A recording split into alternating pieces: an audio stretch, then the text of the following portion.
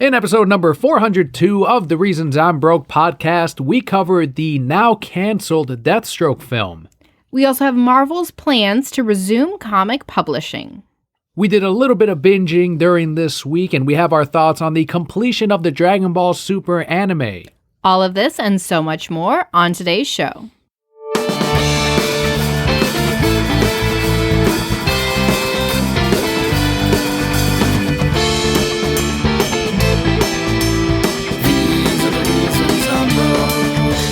Hello and welcome to your award-winning The Reasons I'm Broke podcast, bringing you the reasons we're broke every single week, ranging from comics, movies, TV, video games, and more. I am Magma Leader Daniel. You got a promotion. I got promoted. You were just an executive or something last week. But not this week, and next to me I've got an even better promoted position with the Emperor. What's higher than the Emperor? I got a promotion No, that's too? it. You're the highest. I'm saying you are the higher promoted. 100%. Emperor Palpa Kelli here to bring you the Palpa news. Losing sight of the positions from way up there. You don't even know you're the highest. I'm like, you're a lead. Yeah, what? A leader? To anyone new to the podcast, the way we format the shows, first we go through some news. We head into our Patreon shoutouts, which are thank yous to everyone who make the show possible. We go into where Palpa Kelli and I have been this week. Normally we do a comic book highlight, which will resume in about 2 weeks, but until then, we also have some Brocat questions.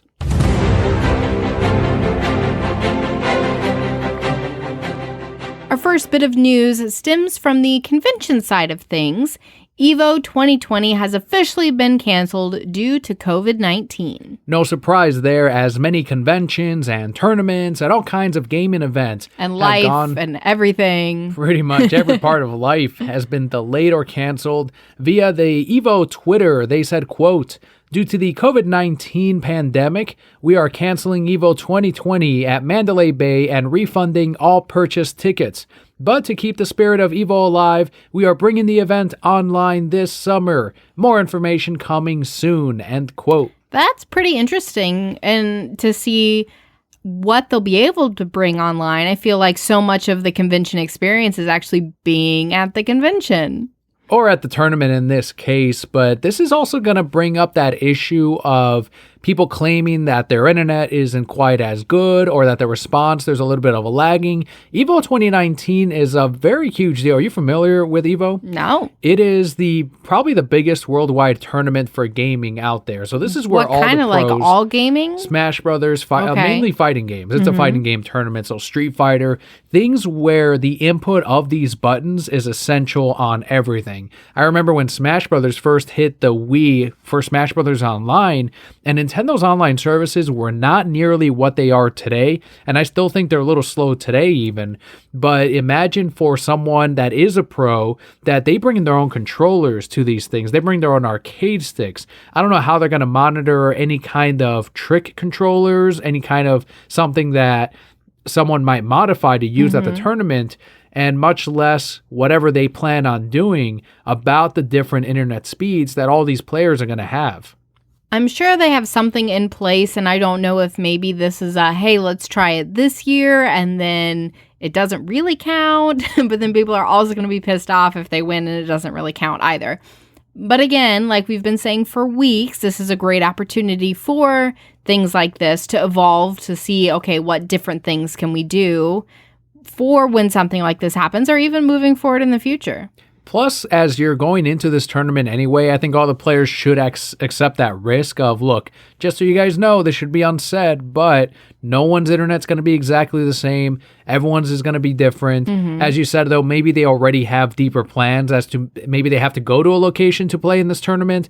I don't know, but even that could come with its own set of problems, and it'll be interesting to see what they do. I hope that next year they're able to have it at a place where people can watch them play, where people can waft in the gamer funk. Because if anyone knows anything about video game tournaments, is people are gonna smell. That should be like you sign up to watch it online and they email you like a little air freshener, but not air freshener in this case, just so you get the feel of it.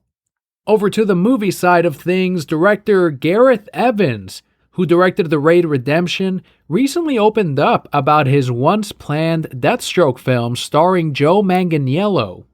He told Yahoo, quote, "I was actually quite enthused and excited about Deathstroke back in the day when it was first pitched to me.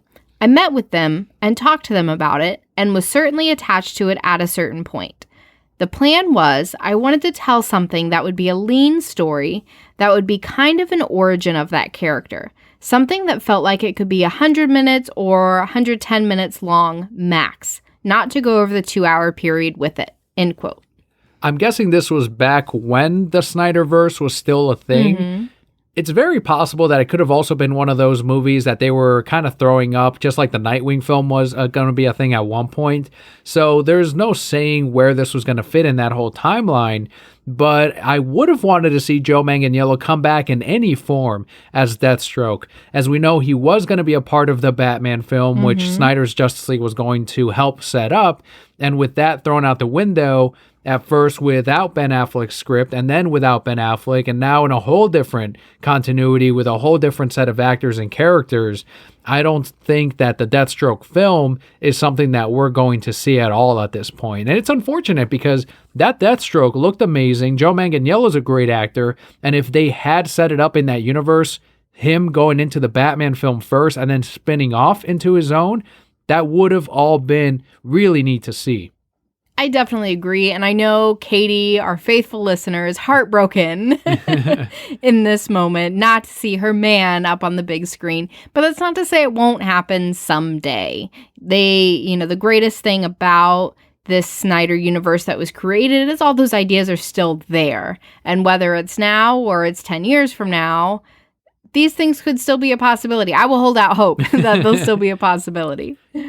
You are very optimistic about this whole universe. I'm just palpa speaking it into existence. I think that the shorter format, there's no right or wrong way with making these movies, but it sounds like with his idea, he wanted it to be a very concise, maybe action thriller out of this Deathstroke universe. A little bit of an origin, as they said.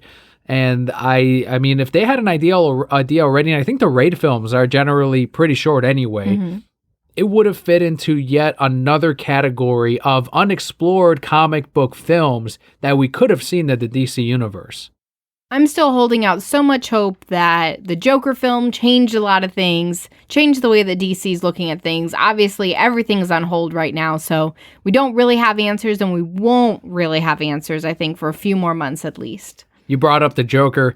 There's that scene from Wolf of Wall Street where Leonardo DiCaprio and Margot Robbie, they're in the bedroom. And I had this upvoted comment 2 years ago of Harley Quinn and the Joker, and it has like 70 thumbs up. And I keep getting these notifications and comments like, what the fuck are you talking about? Huh? What are you even saying? He's not the Joker. And I'm like, son of a bitch, 2 years ago, I have to explain this to these people. 2 years ago, he was in talks to be in Scorsese's Joker film. And that's when I had made that comment, and that's when it got a shit ton of thumbs. And now, obviously, that changed, and he became, the producer, and then he went on to do his own film instead. But the idea still went forward with Todd Phillips and with Joaquin Phoenix. But it's like, God damn it. Like, now this upvoted comment, and everyone's like, what the hell are you saying? What do you mean? You don't know anything. Instead, it looks like a Tumblr post now. Like, I'm not fan casting. Over to the comic book side of things, we have Marvel Comics, who have outlined plans to resume new release books on May 27th through Diamond. Just like other publishers, these will be lighter release weeks as we ramp up to the usual number of new Comic Book Day books. And there's even been a further update recently where Marvel has announced that they are going to do not only lighter releases, but single issues will be every other week, which is very different from any other publisher. Everyone else is still doing the weekly releases, although they're going lighter too. But it is funny that Marvel is instead going 1 week of single issues. Next week, there's no single issues, but there's trades and hardcovers, which isn't a thing. And then single issues again. I'm not a fan of that. I wish they had instead split them, unless their releases are so light that they feel they need to go every other week. But I think people are still willing and ready to buy them because, as we'll talk about in the Brocat block, readers are definitely have not fallen out of the habit of buying comics, and they are ready to buy more, and they have been. And I will also mention that as of today still, and I don't think it's going to change, they are not doing returnability, so they are I think the only publisher now that is not doing returnability on comic books for comic shops. But they are instead going to overship on comics, which is going to be on issues. They're not telling us which issues, and they're going to provide us with free variants. Great. That's not going to fucking help. But all right. That did nothing for us, Marvel. Nothing. That actually tells them, now they can tell their mouse overlords, look how many books we sent out during this period. We shipped out more comics than any other publisher out there. And that's why they're fucking doing this, because they did that before this whole pandemic. Something that was not done before this pandemic, but will be continuing forward. DC Comics plans on continuing to release comics through all 3 distributors and will no longer remain exclusive to Diamond. For anyone that is confused by this news, Diamond was the only distributor that comic shops would get their books from. After Diamond closed down due to the pandemic, DC reached out to these 2 different distributors to try to get books out to comic shops that were willing to pay for them and receive them about 3 weeks ahead of Diamond's releases. And some comic shops ended up going that route, but instead they're saying here that they're going to remain with the 3 distributor model instead of just the one with Diamond, which marks a 25-year end to the exclusive period with Diamond, their exclusive contract with Diamond, which I know other indie publishers are also in talks with these 2 other distributors to get their books on there. And I will clear up some confusion, because I got this question several times at the shop. Because these publishers are going through Lunar and the other one, that does not mean that Lunar and the other one. I didn't even put enough time to learn the other distributors' names, because my shop is not dealing with them. Our shops are not dealing with them. So we're sticking with Diamond, just like most comic shops out there are, for a number of reasons, including not messing up our numbers. We already have an account through them. We know that shipping is going to be consistent, and you go with what works, right? There's no reason to go with the other ones. Change our whole model to get these books 3 weeks early, and they're not even big books anyway. But my whole point is, even though these publishers are going through these 2 other distributors, that does not mean that they're leaving Diamond. They're just adding on to the distribution. So the only publisher that so far has fully left Diamond, and I don't think they went on to any other distributor, and they're just doing direct market, is Alterna Comics. So if you are getting Alterna books through your local comic book shop, make sure to check with them.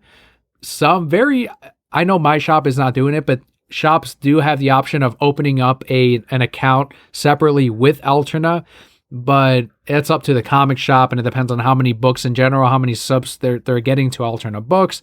But otherwise, subscribers can go directly to the Alterna Comics publisher and set up their own, essentially, pull list through that distributor. But they're the only company that has so far not gone with any distributors that were previously with Diamond. We'll see how this works out for DC, but retailers who went with the other distributors and received books through them showcased how Diamond can improve its shipping. So there could be some positive changes somewhat by this competition. Obviously, I think everyone wins when there is competition, because you're forced to, improve on your craft to make sure that you're not getting too comfortable being at the top, unlike certain emperors. Lunar distributors. Are you saying I'm too comfortable being at the top? You were forgetting about promotions and stuff like 20 minutes ago, so I'm just going to leave it at that. Lunar distributors bubble wraps every box so that there isn't space for books and other product to move about as it's being handled by the UPS workers. Clearly, Lunar is not shipping out other questionable items that may or may not be sent out by Steve Jeppy, and so... No, the whole joke is... We just leave a lot of air in the box. There was certainly not anything else in there. Nothing illegal, It did not stop certainly. At the docks before it got to your shop. Why is there a Gotham stamp on here? There are not McDonald's pieces in this box. And so what they're doing instead is they're putting bubble wrap in the boxes to keep the product from moving, which is pretty huge, although that is an extra cost, that is extra waste, and we're going to talk about whether or not it's worth the extra effort. But they also take extra steps with the single issues and the trades. They bag trades, hardcovers, and single issues together, also to prevent them from shifting around if they're all loosey-goosey in there. That does prevent a lot of damages, and I will say that a while ago, Diamond created this new, or sent out these new boxes that didn't have the edges on them. They were built instead with a flat bottom, to minimize on damages. And so far, the reports have said that their numbers are down on damaged books and items, but books still get damaged from them shifting in the boxes. That's the problem, is they are, moving in there. They're then getting folded and messed up when it goes underneath another pile of comics that's right next to it. You kind of have to see it to understand. But when you shrink wrap them or you wrap them together, they're going to all stick together as bricks of comics. And that's what's going to prevent these books from getting too damaged or too warped. Although you're also trusting that they are wrapping them up in a good manner and not in a way that's gonna ding up the corners, really bad.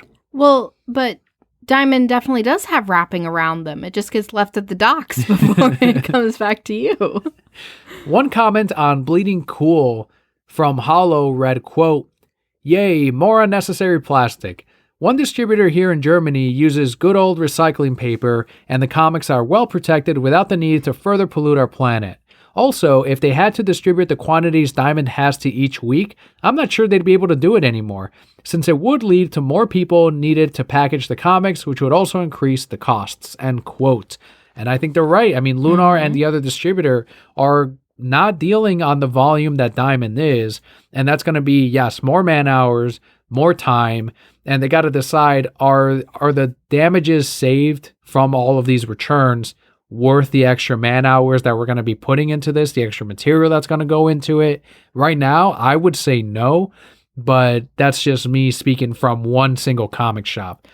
I do think there's merits in what they're saying, though, particularly with the recycled paper that other distributors are putting in. I think that would be extremely easy. Books that get returned, right? What happens to them? They get shredded. They don't just lay around, right? So you can use that, shred it, have it in a big thing that a box comes through. You go pull a big old hose down, go you blast it in there, and then you keep on going. And then that's at least more space, is at least more cushion for these books when they get shipped out. And that's one person, maybe two. That's not a bad idea. I mean, that's not a terrible one. I don't know if that works as well as bubble wrap, because bubble wrap really makes everything really tight, and you would have to put a shit ton of paper, which would add into the cost. So we would be paying way more in shipping at that point, because paper's already really heavy. Well, then you get that stuff that they wrap glasses in when you purchase them. It's still paper, but it's like shredded that certain way. I think that's the same concept you were just saying. I get it, though. I mean, it would be cool if they did these changes, but I still think that the volume that Diamond is dealing with just doesn't make it feasible. But hopefully something good does come out of this competition. I mean, like we said, if they put something else in the box, how are they going to get the shipment to the docks? Okay, so then nothing's going to happen for sure. No, nothing. And speaking of Diamond, some people thought that previews were canceled, the previews catalog. What happened? Steve, my book got bent because it hit the side of the box. Yeah, the side of the box. Not the drugs. He's my favorite mob boss. He is more my favorite mob boss than McMillion's mob bosses. I 100% agree. Well, one's from Gotham and one is not. So Diamond's previews catalog, which is what comic shops use to order their books, their Funko Pops, their t-shirts, and a lot of customers use it to pre-order their comics, did not come out for a month due to the closures from comic shops and this delay, but they did announce that May 27th is going to be the next previews catalog shipment, and it's going to have a revised list of launches as delayed by publishers for release this August. Citing, quote, production delays created by the COVID-19 outbreak, end quote, this issue, number 380 for completionists, will include all items originally intended for May solicitation, plus new items solicited in June. So think of it as almost like a 2-in-1 catalog. What would have normally released in this month's catalog is now going to be put together with the June ones. Like a Sears catalog, Christmas catalog times 2. Yes and no. It's going to be giant. I don't think it is. I think it's going to be regular sized because so many books got delayed and pushed back and canceled. I just imagine 2 previews books stapled together. How would Steve do it? I imagine them rubber banded. He would not do it. Somebody else would. Right. Yeah, this is going to be, I think it's going to be a regular sized one, but A lot of these books are like Marvel canceled a bunch that were just filler issues or one-shots, and those would have normally been in this catalog, but now they're not appearing. We'll instead have the June ones in there. You think he could hole punch the top corners and just like put a string through them? Yeah. Just like the ones you see in like, not Jiffy Lube, but like those auto places where they have the big catalogs with the air filters. Exactly like that. But there's going to be so many things in them. They're also going to be listed like the air filters. Right. So you're going to have to look through each one. We've got some Steve Geppi news as well. This is what's going to round out the news this week. I love it. My heart is so full. He continues to grow and develop the more we talk about him. Like who he is in my mind is still like a 40-something mob boss. I know he's definitely in his 70s, but in my brain, he'll always be 40. Well, he recently had an interview with Comic Book News. Steve Geppi spoke out about the final order cutoff results from comic shops, and they are definitely more positive than what was originally forecast. He said, quote, "We budgeted." I'm not going to do that. I can't. You want me to try? I can try. You can try, but you'll have to start over if you mess up. Go. No. Oh, no, then I can't. All right, go. This is too much pressure. We budgeted very carefully for our cash flow projections to anticipate what percentage of last year's volume for week-to-week sales. And happily, those numbers are coming in stronger. I'm going to predict to you right now that in addition to our conservative. Thank you. Final order cutoff adjustments, these books are going to sell out and they're probably going to order more. End quote. That accent messed me up from the very beginning. I was doomed from the start. There was definitely a lot of uncertainty as to what was going to happen, how well these books were going to sell, how many people were even going to come back this week to the comic shops. And so far with the orders, I think the biggest thing that, and I know I got some notes from a couple of the owners in the company, and they said order up on all of these books that are returnable because they are returnable. And if it turns out that people are hungry to come back and pick up anything or pick up extra stuff, then we're going to have the extra product to sell. And if we don't, we return it all, except for Marvel. So this is why I think shops had the confidence, in spite of going through this like mini moment of panic, a month-long recession, essentially, month-long cutoff to any kind of income, they still had the confidence to go, all right, let's order some extra because it is returnable. We're in the hole, I guess, initially, but when we return them, it's going to go towards future product, which at that point, we should be more or less back on our feet.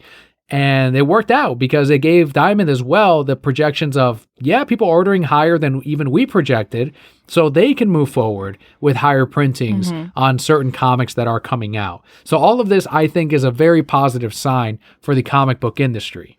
Definitely. And just like you mentioned, it all started with those comic book companies that are saying, yes, you can return these, and that's okay because we understand that that's what you need during this time.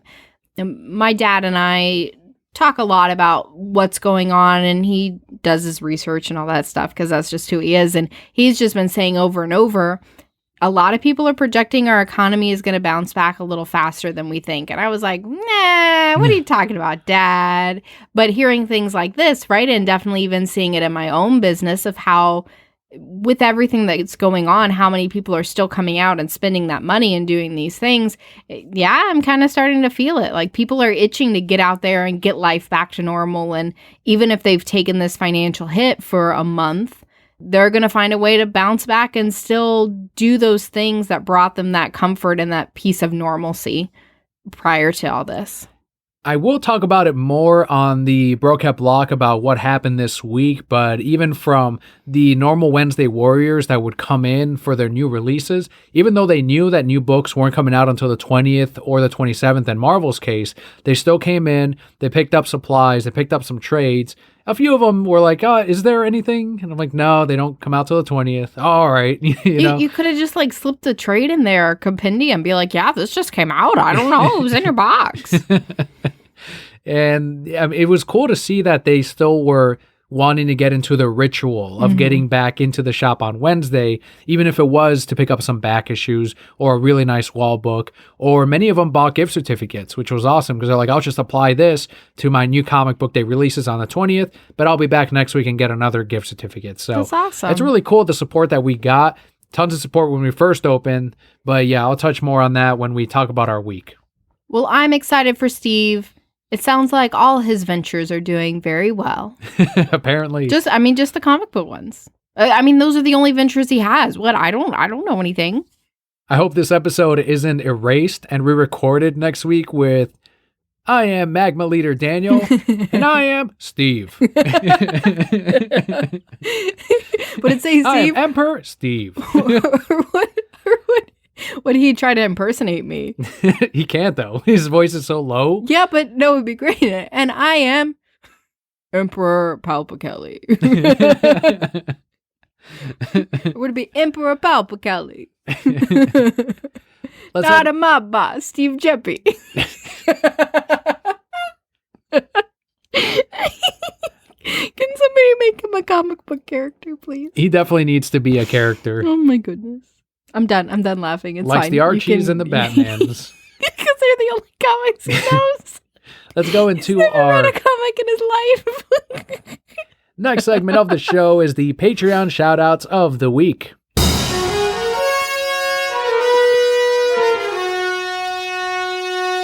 This week we have 5 shoutouts. The first one goes out to Brian, whose Twitter handle is at BrianShaup1. Brian has signed on for Alterna's direct subscription program, so he will not be missing out on any issues from Alterna Comics.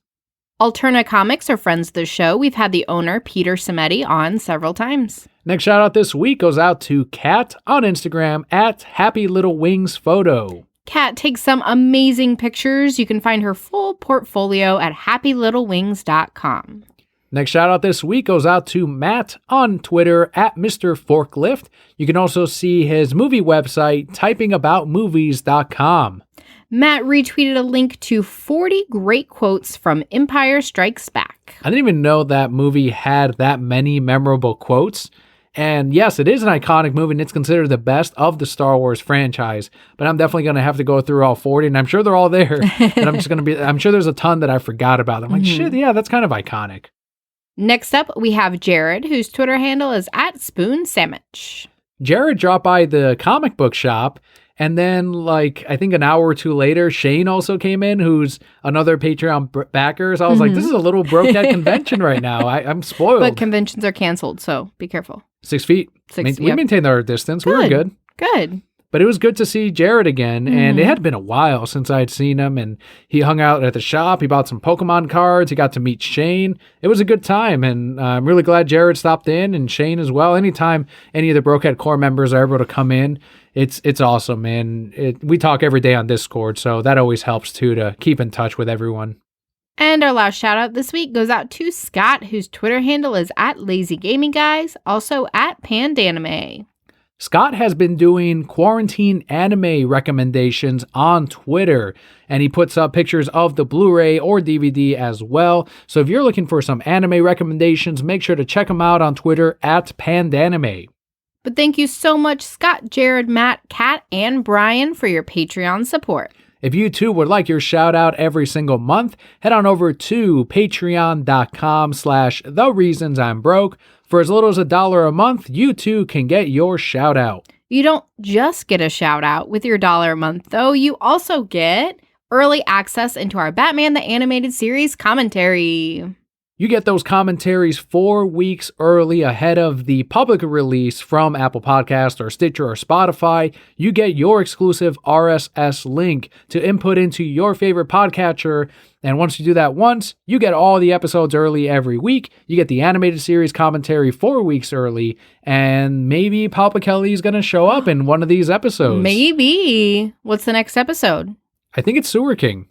I think it might be Sewer King. Oh, I do like Sewer King. I guess we'll have to wait and see. He's almost as cool as Steve Jeppy, but not quite. But thank you all so much. The best thing you can always do is word of mouth. Tell a friend about the podcast. That's the biggest podcast growth technique. I feel like this is a Viagra commercial all of a sudden. Growing agent. There you go. Although that's still kind of dirty sounding, but if you've listened to the podcast for more than 4 hours, then please seek medical attention. Normally, we would have a comic book highlight, but we've got some extra content on the Brokehead block, which does include listener questions. This is what Daniel and I have done with our week and some stuff that's going on with the podcast. This one goes out to @CubanSlim as a huge thank you because he did reach out to writer-artist Dustin Hanson on Twitter, and we are working on getting a DC Comics interview with Dustin for the upcoming / now release, depending on how you pre-ordered or where you got it because of this weird quarantine.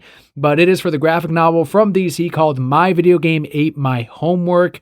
It is the story about Dewey Jenkins, who's the main character, deals with dyslexia, which Dustin also deals with. So he wanted to create this comic and this character that other people out there with dyslexia can also relate with and do it on a way that's also fun. So it is an all-ages graphic novel.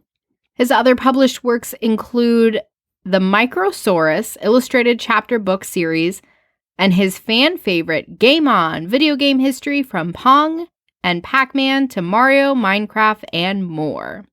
In case you want to get ahead of the interview and pre-order the book already, My Video Game Ate My Homework at your local comic book shop, they'll be able to search it from the title itself. But if you wanted to send them a diamond code, it is JAN 200 516. Very excited for that interview. And again, a thanks to Bobby for pointing Dustin our way, and to Dustin and the folks over at DC Comics for putting this all together. You have some more great news that happened this week, though. Something you were selected for. Yeah, this was pretty huge. So the Release the Snyder Cut Twitter account put out a call to podcasters, experienced podcasters, to help with a project that is called the Snyder Cut Roundtables. They've since put out the title and made it public and put out the lineup as well. We're going to have an episode releasing on this month on the 23rd. So what they're doing is every Wednesday and Saturday, there's going to be a new video episode that highlights and interviews people in the Snyder Cut movement that don't have a platform to be interviewed to talk about the Snyder Cut. So what they did is they called on podcasters, which I volunteered to do, and thankfully they were like, yeah, you're in. And that way we can use our skills to help highlight these people in the movement in a way that also celebrates and pushes for the Snyder Cut. And it's being done on a consistent schedule, which is nice. Manu, who's been on the podcast before from the film Exiles, is going to be the first one up. No pressure, Manu. But it's going to be fun because it is going to be a video portion, and that's something that I'm going to help host. I can't really record video. That's not something that we've done here on the podcast, but initially they did ask for podcasters. I'm like, I can do audio, no problem. Or in this case, I will be on camera, but I can at least help on the hosting portion, asking questions, putting together this little show based on their guidelines, releasing it on there, and helping out the movement, which I will be able to release the episode after it's published on there onto this feed. So hopefully all of you can listen to it either a second time or for the first time when it goes up on this RSS feed. But it is just really exciting to be a part of this Release the Snyder Cut movement in probably the deepest we've been since this all started. You know, we've done the t-shirt campaigns that helped with, we helped with the taking pictures of Subway when they did that campaign, but we were never involved in the backgrounds of any of that. But now that we're actually helping produce this, I take greater pride now in just being a part of helping in any way I can. So this was pretty huge, pretty exciting. Let me ask you, when they had you sign up as an experienced podcaster, did you happen to throw in award-winning? I did not know, but I did put up the website, and it's on the website anyway. So some way or form, if they even click on our profile, it's on the header. I am proud of that. I'm proud of what the Brokehead Core were able to help us with on the third year. Third time was the charm. So, I mean, it's also in the footer of every one of our Gmail emails as well. It is everywhere. You can't miss it. Well, I am so excited for you. That is amazing. I know this is something that you're so passionate about, and I can't wait to see that kind of come to life through this and for you to be able to share that with an even wider audience. Another cool thing happening for the podcast, according to Apple Podcasts, our show is now available in 20 more countries and territories, including Libya, Afghanistan, Rwanda, and Zambia. Shout out to Afghanistan. So cool. I need to learn how to say hello in like all these different languages. Oh, we should have prepped. That would have been good. Man. But honestly, we probably would have butchered it. I probably would have. And they would be like, no. They would have gotten to this point and just be like, done. Can you take off their show from our region, please? You just see the lights flicker out. Do, do, do, do. That's pretty awesome. I'm excited. I'm glad we're available in more territories and countries. Wherever our show can be, even better. Always happy to find more global brokettes out there. Before we get into what we did and what we were watching this last week, we have some broquette questions. First question comes from Scott on Lazy Gaming Guys on Twitter @Pandanime, who pointed out the news story of Alterna Comics pulling out of Diamond. He asked, quote, does this affect you at all? And do you think others will follow suit? End quote. As I mentioned earlier, for my store in particular, we will not be going through direct distribution through Alterna. We're going to be sticking with the one distributor, which is Diamond, and it's merely a numbers game due to the number of books that we would be ordering through Alterna. And with the shipping, I don't know if that would end up having us breaking even, unfortunately. And there's also that risk of, now we're going through another distributor, which is direct, even though it is direct through Alterna, which is great. But if you, as I said earlier, if you do get your Alterna books through your comic shop, set up a direct distribution now with Alterna yourself, or see if your comic shop is or is going to. But I would just go straight to Alterna anyway, and that way you can get the emails from Peter Semeni on some of the extra stuff, including the merch that they put out. Alterna's books are incredibly unique anyway with the type of paper that they use for their comics. So I think that it makes sense for them to do this and distribute themselves because of how unique they are. I don't know that I see any other publishers really stepping away to do this. Yeah, most of the time it's Kickstarter or Indiegogo. Right. But it's good to hear that they still have an option for people who are getting these, even if their local comic shop isn't. Exactly. Next question comes from Bobby @CubanSlim. Bobby tagged me in a tweet about the new Stephanie Meyer book, Midnight Sun, and said, out at Kelli, we expect the thoughts and dirt on this for episode 402. Bring it, end quote. This is all you, because I know nothing of this. You know nothing? Nothing of it. I don't know if it's a sequel, a prequel, a remake. Oh my goodness. What is this? Oh my goodness. I don't know, because I didn't actually read the article. But here's what I think it is. Jesus Christ.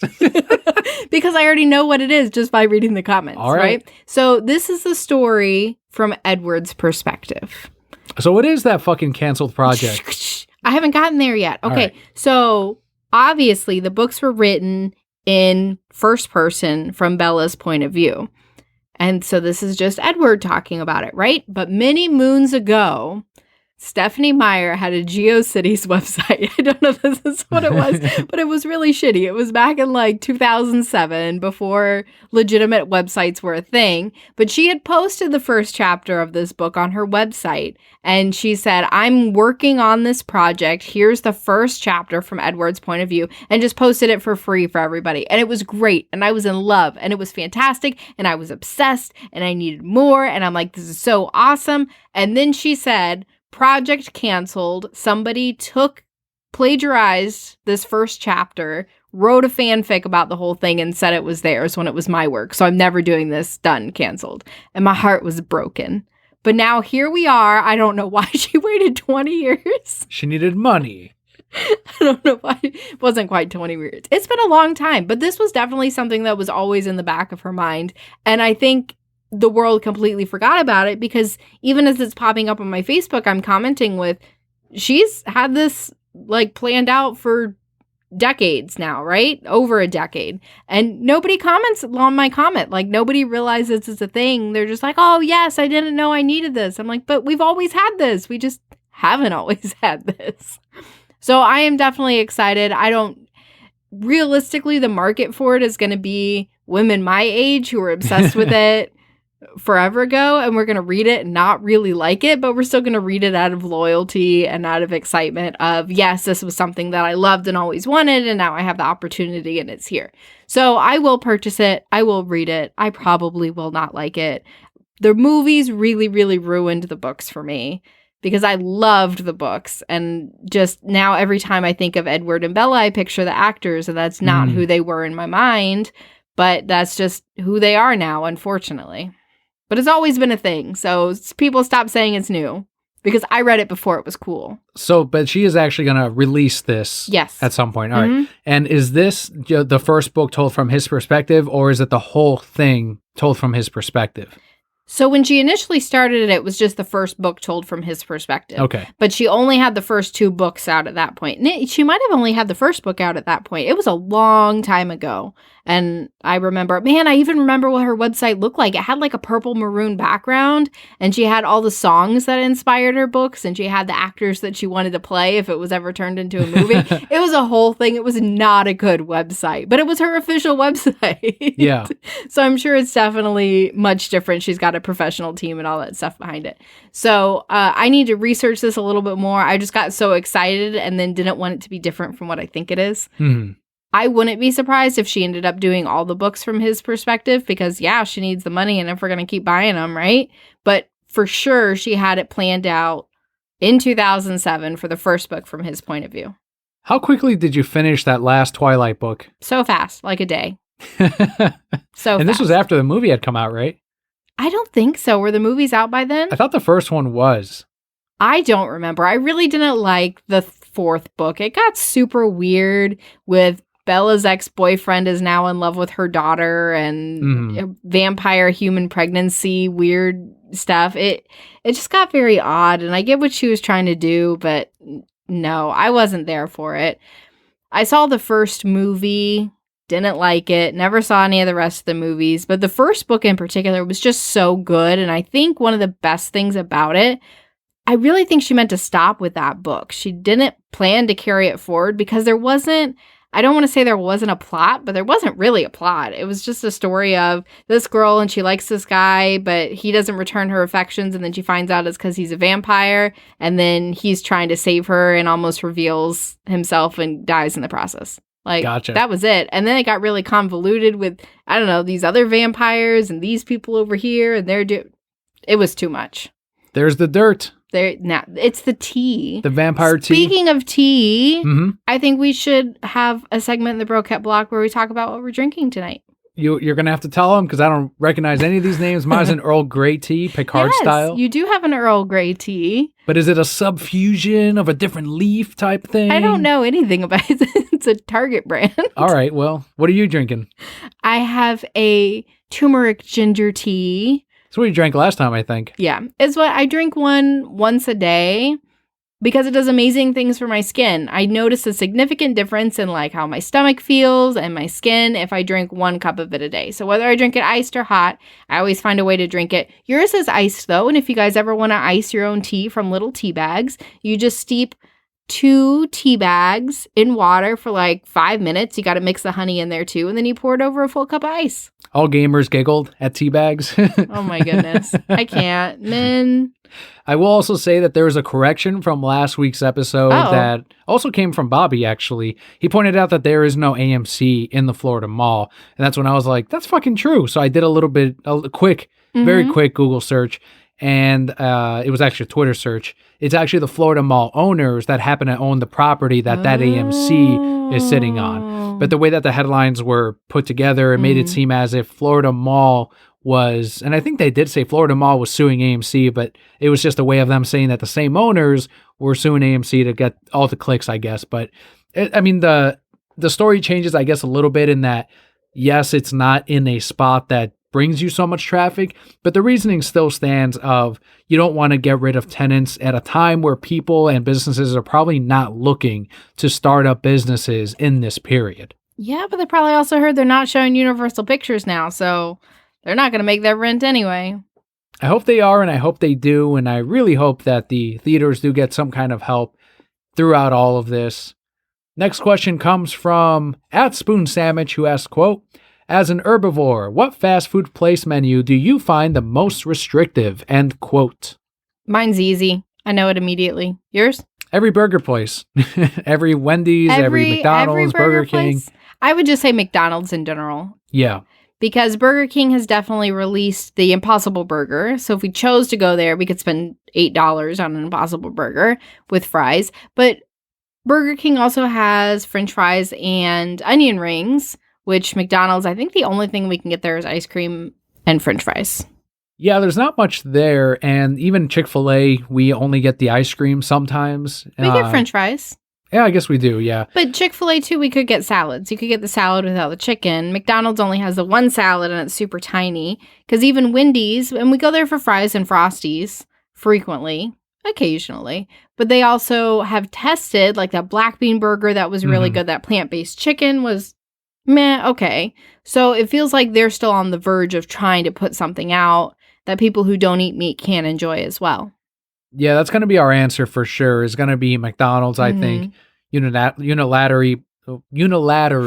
God damn it, I fucked it up too. Unilaterally. There you go. But the one that I would say is the most friendly for vegetarians like Papa Kelly and I is Taco Bell, straight up. 100%. Everything there can be substituted for black beans, refried beans, or anything really. Potatoes. And what's nice about the app is, you know how you can customize your thing? There's one already there to make it vegetarian, so you click it on there, and it's already done for you. You can just add it to your cart, go to checkout, and it'll be done. There's even a menu specifically called vegetarian, and it'll be on there. So Taco Bell continues to kick ass because not only are they the most vegetarian-friendly fast food place out there, but they're also one of the healthiest if you choose the fresco style for their whatever you're ordering from them. So I eat there multiple times a week. I love Taco Bell. You got me craving Taco Bell now. Why would you do that? We'll go tomorrow. Okay, so you got to tell everybody what your Taco Bell picks are. I always do a fresco style vegetarian Crunchwrap Supreme, and then I usually do it with a fresco bean burrito. I always get 2 bean burritos, no onions. Sometimes I get a Mexican pizza and I'll substitute beans for the meat. Pretty delicious. And Leo does the bean burrito. He does. He likes cheesy roll-ups too, but definitely bean burrito. But 100% Taco Bell is so versatile compared to, like you said, the burger places. And it's frustrating because even at those burger places, like I mentioned, at Burger King, you're spending $8 on an Impossible Burger and fries. And it's not nearly as satisfying, I think, as the $2 I spent on my bean burritos. But pretty much anywhere else, we have the ability to customize. I mean, if you're talking about not quite fast food, but a little bit more sit down, you got Panera's super easy. Chipotle is super easy. We go to those occasionally. There's some stuff at Starbucks if we wanted, like, I don't know, a loaf. They have a few sandwiches. Obviously, most pizza joints as well, even like the fancier ones. Of course. The fancy pizza joints. The places with the wooden stone ovens and shit. But I do think it's a little bit of a misconception that it's extremely difficult for us to find things most places, because I don't think it is. Even if, my parents really love Longhorns, which is a steakhouse. Even if we go there, we still have the ability to find things that we can eat. It's just usually from the side menu or something like that.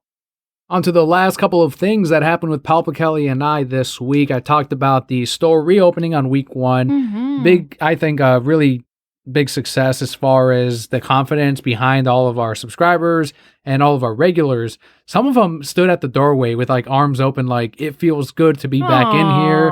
Some were like, I miss the smell of paper and wood, because we have the wooden walls, or not walls, but it's got that wooden covering on there, the slat wall. So that was awesome, because I got to see a ton of people that I hadn't seen for weeks. Some I saw during curbside, and they were still like, I like being back in here, like just being able to step in. So that was great. And I am curious to see how next week is going to go, because it's still not new release week. And I'm wondering if people are going to still be looking for, I'll buy up some back issues or gift certificates or more supplies. So that'll be really, I think, the test. And I said that about this week too, but this week was good. But I'm curious to next week, where it's like, all right, now that they're in here, did they already buy the things that were not new release, or are they still going to be looking for things to catch up on? So that'll be interesting to see. And this weekend, I think, will be really busy, especially as it'll be the first weekend that people get out from this, at least the States, quarantine period. That's really great. I don't think, and of course in business, you always want to kind of undercut where you're going to be, right? But I definitely don't think you were expecting as much business as you got. So it's always wonderful for me to hear every day you come home and you're like, oh, we did really well. This is what we sold. And so I'm so glad that you're continuing to bring in customers, that they're excited to come back, and you can just kind of welcome them home to your comic shop. It's definitely really cool. And I'm glad that we also finally, I guess, got through the Funimation-free period. It was 84 years. That damn Tournament of Power from Dragon Ball Super took so fucking long. And I know everyone keeps telling me, it's Dragon Ball, Daniel, what'd you expect? And I'm like, we're not in Dragon Ball Z era, though, where they had to expand the episodes to until they got more story. We're in Dragon Ball Super. They know where the story is going. You mean you didn't want to learn about the fighters from every single universe? Fucking insane. Absolute insanity. Like, we kept going through these things and we knew there were 131 episodes, but god damn, like, it did not move in some portions. There was a lot of fucking filler. There definitely was. And, you know, I don't know why they made that decision. I don't know if they were just like, well, this is just what Dragon Ball is, and they haven't made any story farther than this, so let's drag it out and get as many episodes out as we can. And maybe that was their mindset. But yeah, I was definitely kind of done about halfway through. And then we'd watch, you know, we'd finish an episode and it'd be like, there's 9 minutes left in this Tournament of Power. And then we'd watch 9 more episodes and they'd be like, there's 6 minutes left in this. And I'm like, no, they definitely talked for more than 9 minutes.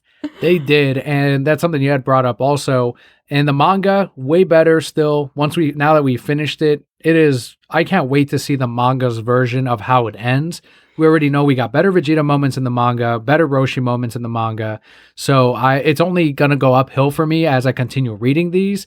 But the show itself, near the end of it, I mean, what do you think of the Vegeta moments of, I'm doing this for my family? Was that enough for you? It was everything. So it was worth it. It was, yes and no. Yes, I just wanted to see the Vegeta moments, but then I got really frustrated because we would watch an episode, right? And I'd be like, this is it. This is a Vegeta moment I know is going to happen. And then it would have the preview for the next episode where, you know, that was going to be the Vegeta moment. And then we'd watch it and that wasn't really the Vegeta moment. It's in the next episode. So you still had to wait 4 or 5 episodes to get to those really great points.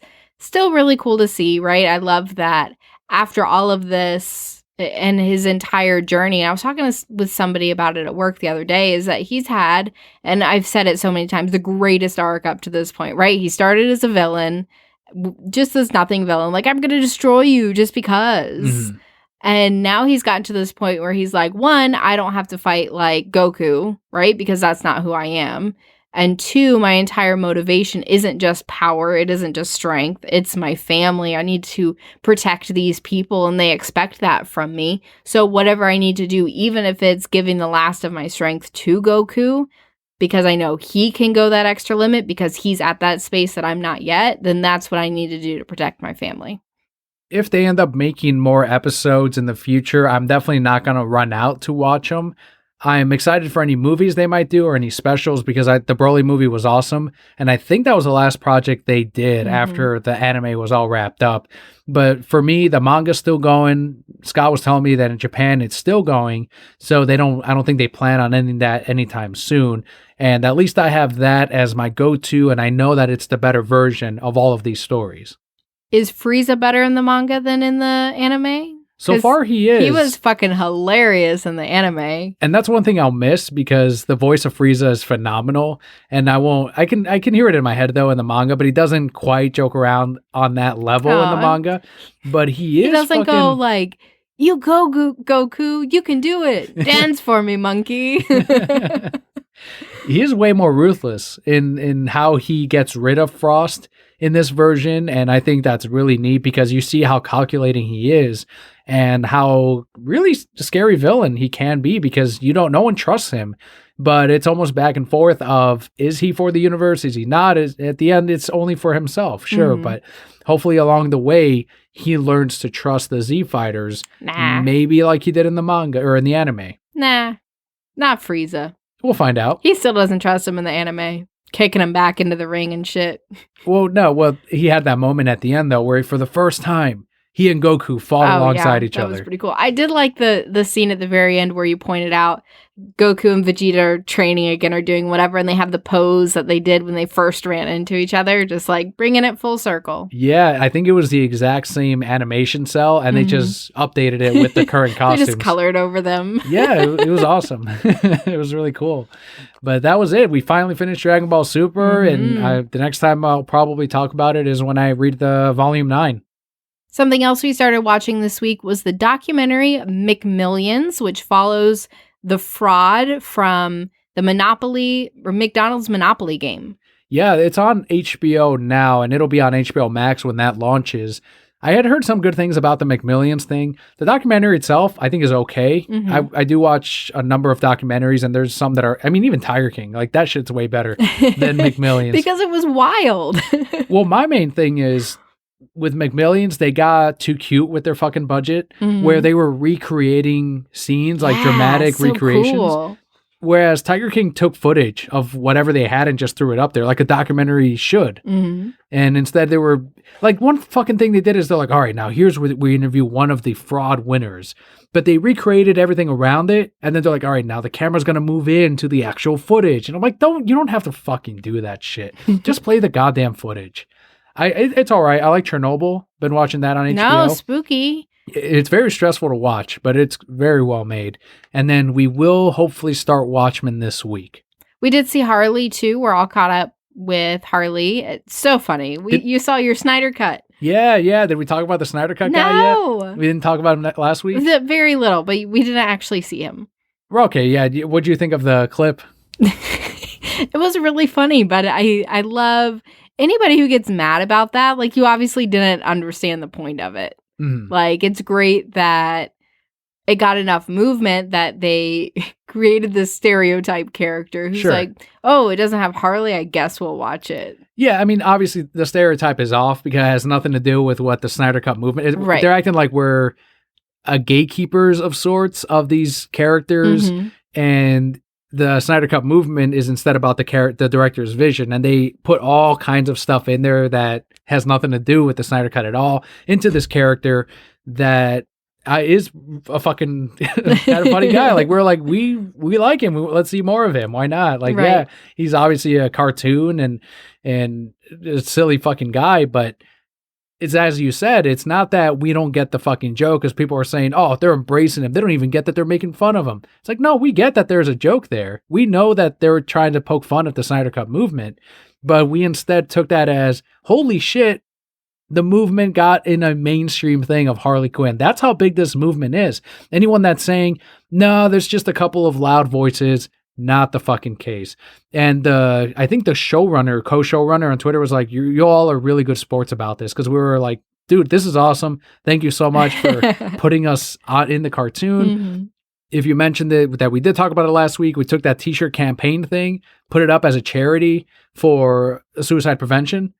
So all of this brought on good things, and everyone thought that there was going to be this outrage from the Snyder Cut movement, and it didn't happen. Instead, we turned it into a positive, and overall, it was really cool to see the words "release the Snyder Cut" on the Harley Quinn TV show, which will eventually also make its way to syndicated television. Can we talk about that Mr. Freeze moment, though? Because they did so much. Like, I did not expect them to do that much justice for that character, because he busted out like New 52 Freeze. Right. But it was still Nora. It was still their story, and it was so sweet. And that's something I was worried about, because if it was New 52 Freeze, then it fit that first storyline of, oh shit, he's crazy and Harley Quinn's going to save Nora. And that's what I was thinking. Oh, it is New 52 Freeze. God damn it. You know, I like Scott Snyder and everything, but I did not like his Mr. Freeze. And then it turns out that twist, we learn along with Harley, sigh of relief, it is classic Mr. Freeze with the New 52 design on him. And it was very sad to see, which it should have been, because it is fucking Mr. Freeze. I'm still really enjoying this show, even into the second season. If you guys haven't watched it and have the ability to, definitely watch Harley. But there you have it, everyone. Just a couple of more weeks left before we have our very first new comic book day, and hopefully comic book highlight right here on the podcast. Make sure to, of course, keep an eye out for the extra couple of shows that we are working on in the extra projects. Huge thanks to all of you for tuning in to this week's episode, for the support that we receive every single week. It is very much appreciated. It is the reason we keep going. It is because you are here every single week. Thank you so much. I am your Emperor, Kelli. And I am Magma Leader, Daniel. And Brocat Core. All will be well.